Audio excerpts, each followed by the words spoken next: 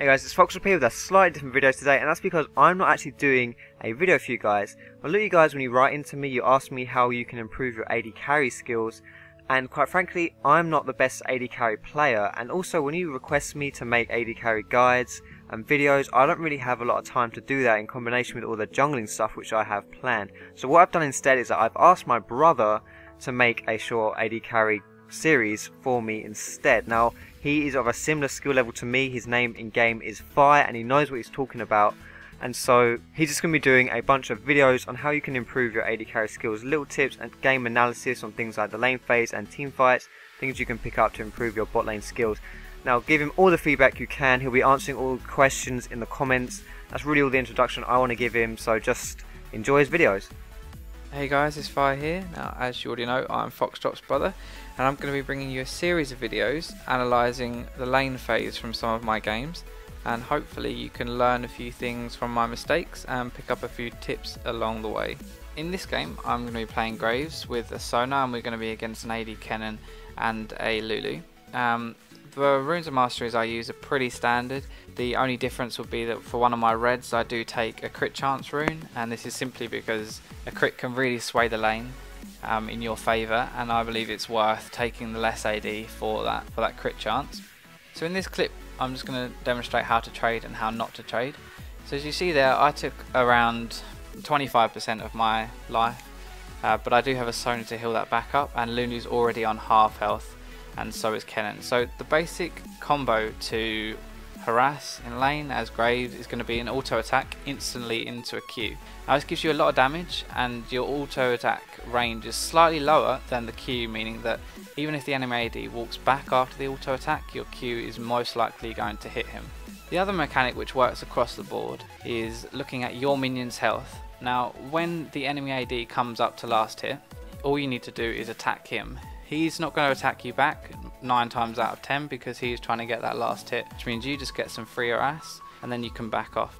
As you can see, this is a lot easier to do when the enemy AD is under his tower, and is one of the reasons why pushing early can be a very good thing. So right now I'm going to speed this up and I'm going to show you how not to trade. Now as you can see, I've started Doran's Blade and he's started Boots. Now while this does give me more health, damage and life steal, it does mean that I don't have any pots. And if I do a bad trade, I can end up seriously harming myself and zoning myself from the wave.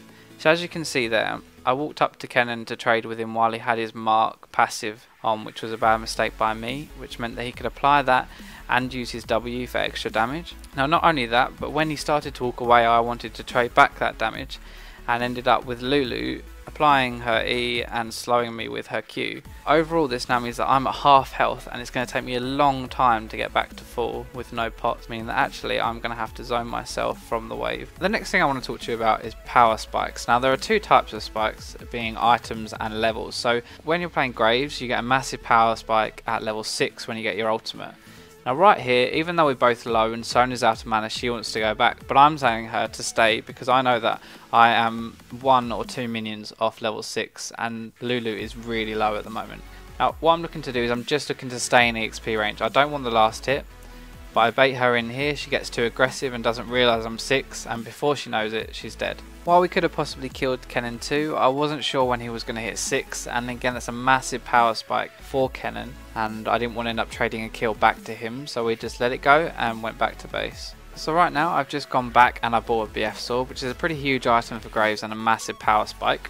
The other thing to note is that Sona is now 6, so we have both ultimates available. Lulu's going to try and trade, and as you can see, because of that power spike she can no longer do anything to me.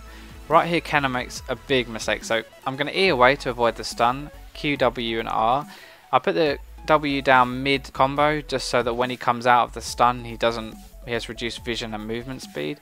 But right here I'm going to make a big mistake, so I missed my Q right there, and at that point I should have just backed out and left it because I've got nothing left. But Lulu manages to exhaust me, which I didn't think was up, and managed to kill me. What I should have done there is I should have instantly cleansed the exhaust and proceeded to kill her or flash out of tower range. But I did neither. I have both summoners available, which is okay I guess, but I do end up trading back a kill.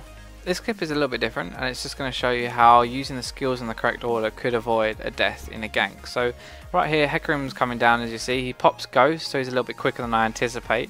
And when I E away, his charge knocks me back towards Kennen and Lulu. And then I flash, but by that time, it's far too late. Now what I'm going to do is I'm going to show this again in slow motion. So as you can see, I E right here, and his charge counteracts that. Now, what I could have done is I could have flashed that E, that charge, and then I could have E'd afterwards towards the tower. Now this way I wouldn't have been knocked back, I wouldn't have been in polymorph range for Lulu, and Hecarim would have had to fully dive me with his ultimate to get anything, in which case I would have at least been able to kill him.